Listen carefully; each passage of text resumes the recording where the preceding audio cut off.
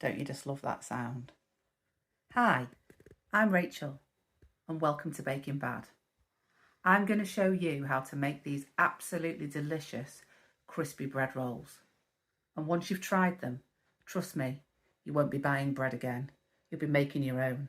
You'll be making them the Baking Bad way. So let's get stuck in. The first job you need to do is you need to activate the yeast. So I'm going to add the sugar to the warm water, give it a little bit of a mix, and then I'm going to add the yeast, give it a whisk,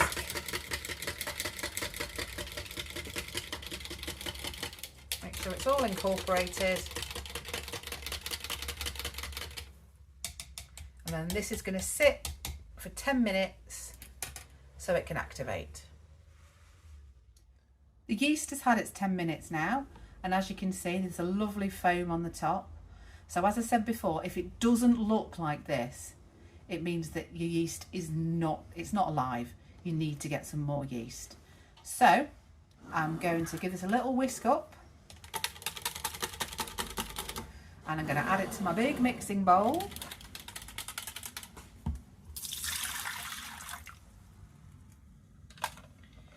Then rather than add all the flour at once, because otherwise it might go everywhere, I'm going to add a little bit at a time and whisk it in. Then halfway through, I'm going to add the salt. So let's start with a little bit. Now you can put your mixer on the slowest speed possible.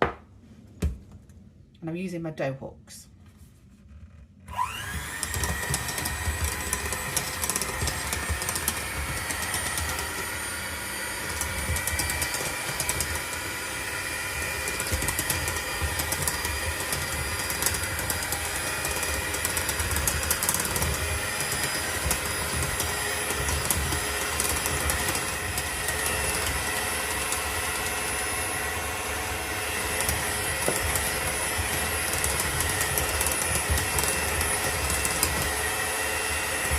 There we go, you can see the flour is now starting to incorporate. So now I'm going to add the salt in. And continue to add the flour until I've got it all in there.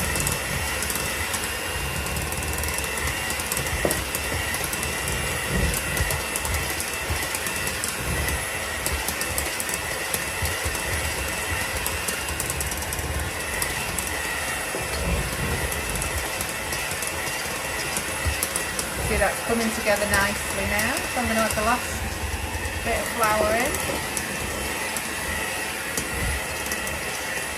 This is going to take a while because I'm going to use this machine to knead as opposed to kneading by hand. So just getting all the bits from around the side. So what I'm going to do, it's becoming stiffer and stiffer. So I'll turn that off for a second, and using my scraper, I'm going to scrape all the excess flour because we don't want any bits, so scrape all the excess flour from the sides. Make sure you incorporate it all in the dough.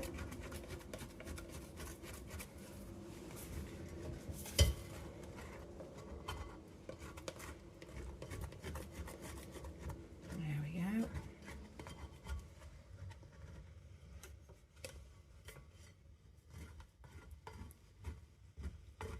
Now we're going to use this mixer for 10 minutes. So I'm not going to bore you with 10 minutes. So we'll time lapse this so you can see the process as it goes. So I'm also going to turn it up to number 2. So let the 10 minutes commence.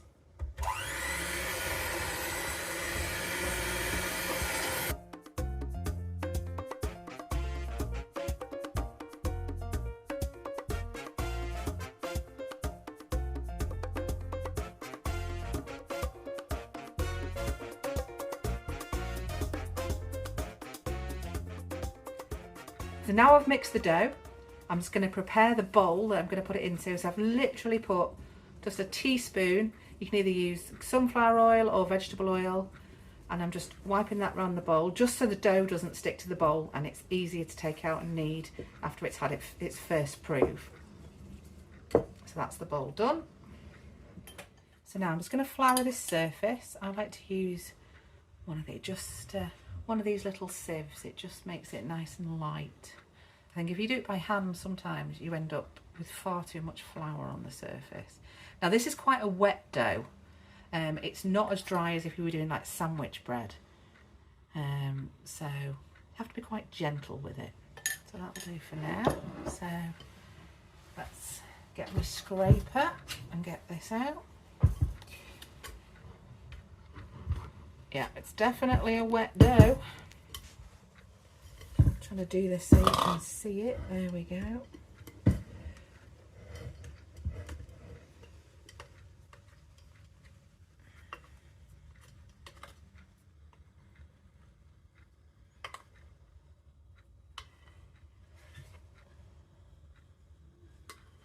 So at this stage, it looks like it's far too wet, but it's actually not. So I'm just going to get the remnants out.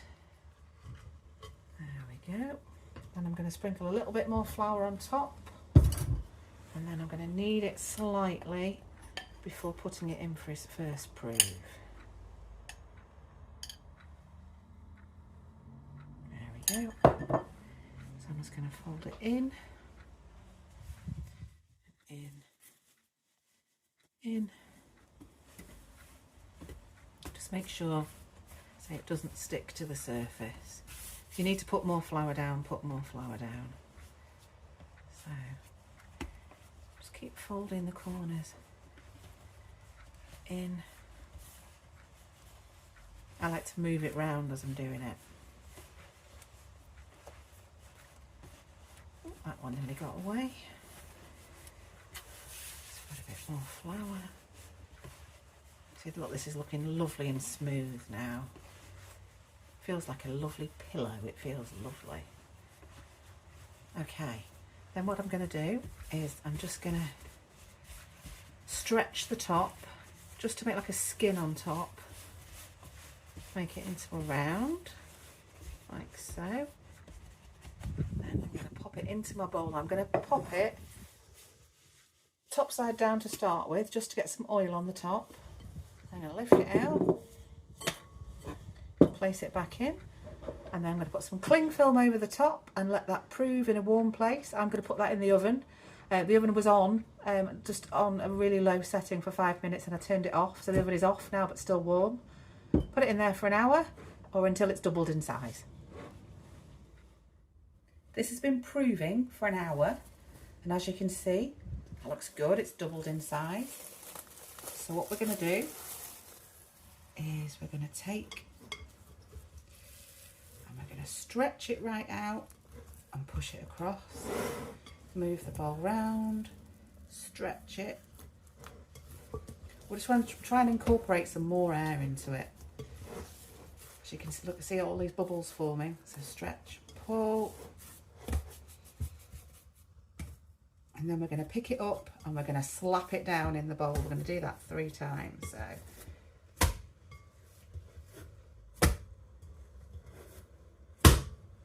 Oh, we'll do one more for luck. There we go. And then we're going to put the cling film back over, and we're going to give it another 20 minutes, and we're going to repeat the process again. This has now had its 20 minutes. So as you can see, it's risen again. So I'm going to do exactly the same. So I'm going to take the edge, I'm going to stretch it out. Nice big stretch. You want to stretch them gluten strands, push it over. Same again, get it? Nice big stretch. And over. Do it a couple more times. Stretch, over, move it round. Stretch, over. And one more. Stretch it, push it over. And then we're going to pick it up and slap it down. One more for luck, I reckon. There we go. And then again, cling film on, tea towel on, and it's going to have another 20 minutes, and after that we should be ready to form the bread rolls. So in it goes, another 20 minutes. Now this has had its last 20 minutes, as you can see, it's risen again. So now we're going to start to form the rolls. Now, one thing that's really important, because I'm using like a fast active yeast, you need to make sure that you keep the proving times as per the recipe. If you were doing, for example, a sourdough, then there's a little bit more leniency because it's a natural yeast. Whereas this, you can overprove it, whereas with a sourdough, you can't. So I've floured the surface. I'm now going to gently just ease this out of the bowl. As you can see, it comes out really nicely. There we go. That looks lovely. So I'm going to cut this now into 6. Again, work with it gently because it's got a lot of air in there, and the last thing you want to do is pull the air out.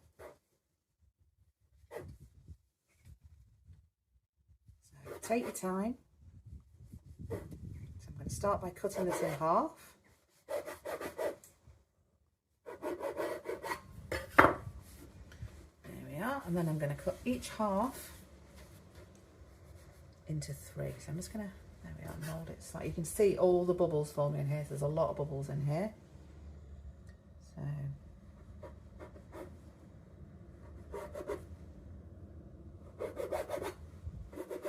there's one.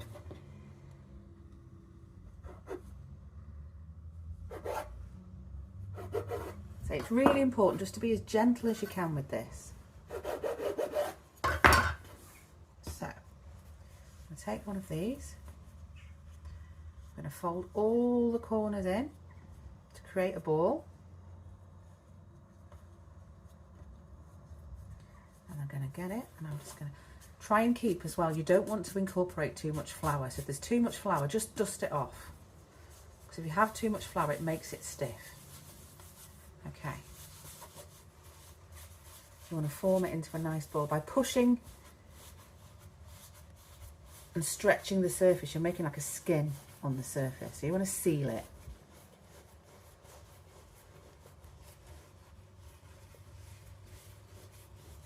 So there's the first one, and I'm going to carry on and do the other 5. No, I said 6 then, but the other 5. So you can see all the air bubbles here. So this is really, really good dough. So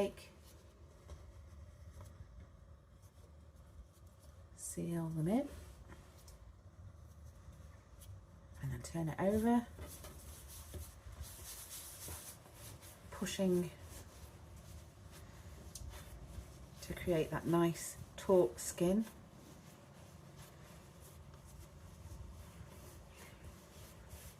Take your time, but just be gentle. You don't want to knock the air out of it.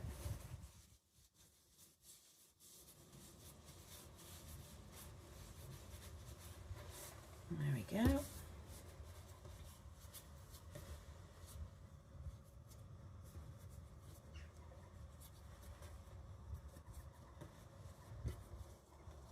Turn it over.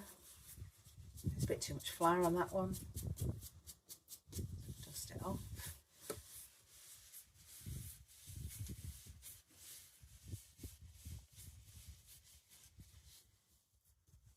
And we do the same with this piece. Cut it into 3.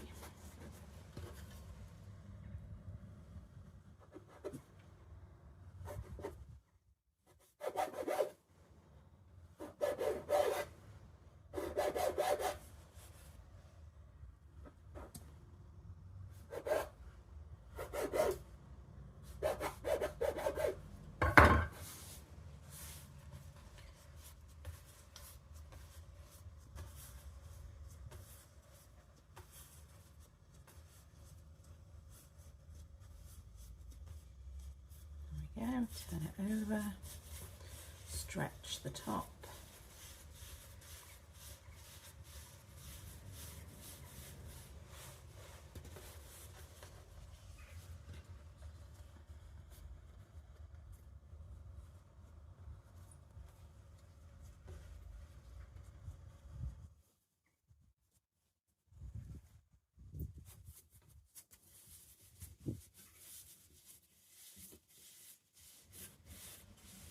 These are looking nice. They feel lovely and light and very bubbly. Okay, and then the last one. So take it, stretch it over into the middle.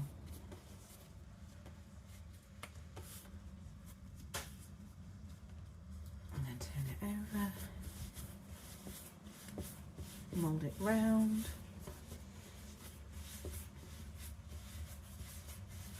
Now we have our 6 rolls. We're going to leave those to rest for 10 minutes.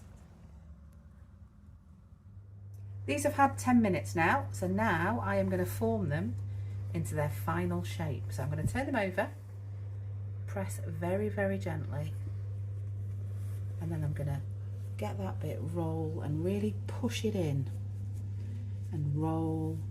You want to create a seal and you want to trap the air in there. Roll again. I'm going to do one more, roll over, turn it this way so you can see, and I want to squeeze. I want to get it really nice and sealed so it looks a little bit like a Cornish pasty.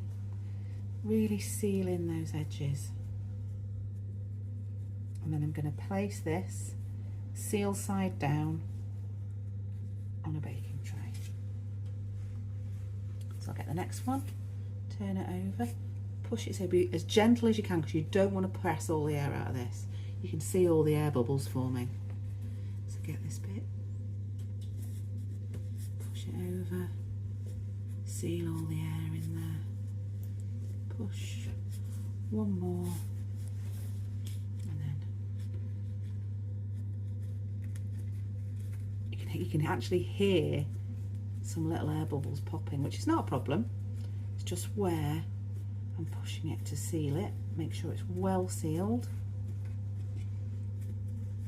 Turn it over and onto the tray. It's quite therapeutic, this. Let's get it, push.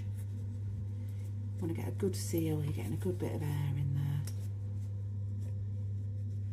So I'd just like to say at this point, thank you so much for all you who have subscribed so far. We absolutely love reading your comments, so please feel free, you know, to comment, give us some feedback. Tell us if there's any recipes that you'd like to see us do. We're always open to suggestions. There we go. There's another one on the tray. 3 more to go. Push over. So we're just trapping. Do you hear that then? Turn it round, and we're going to squeeze.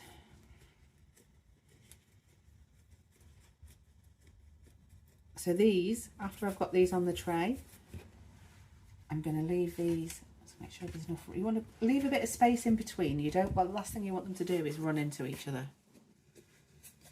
So as I said before, we're going to leave these for another 30 minutes, just so they can rise slightly in a warm place. I'm actually going to put these, I've got the oven on, so I'm going to put these on the hob, just so it's nice and warm.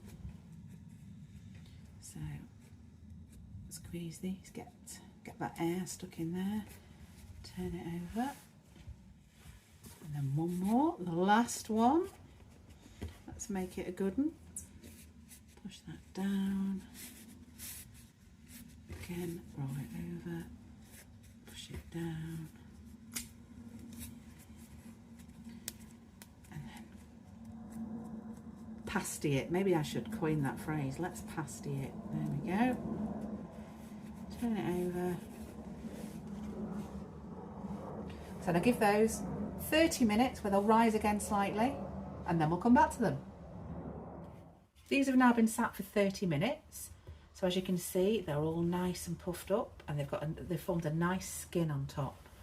So last stage now. So you're pleased to know we're nearly there. So I'm just going to flour them lightly.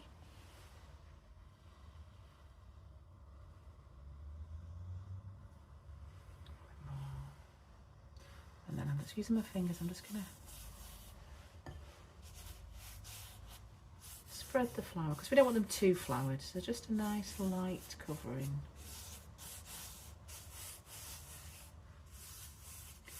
And then because these have got quite a skin on them, I'm going to use my trusty scalpel, and I'm going to slash some lines in them. So I'm going to go for 3 lines. So there's one.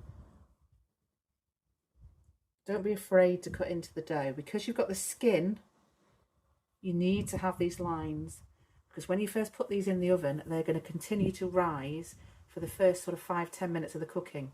And because they've got this skin, if you don't put a slash in them, then they will go all misshapen, because the air will try and find somewhere to go, and it'll pop out at the weakest point. So these are looking good. So you need something really sharp. This is why I use a scalpel. And do it nice and gently. You don't want to put any pressure on these. You don't want to push any of the air out. You can see these are opening up nicely. Last one.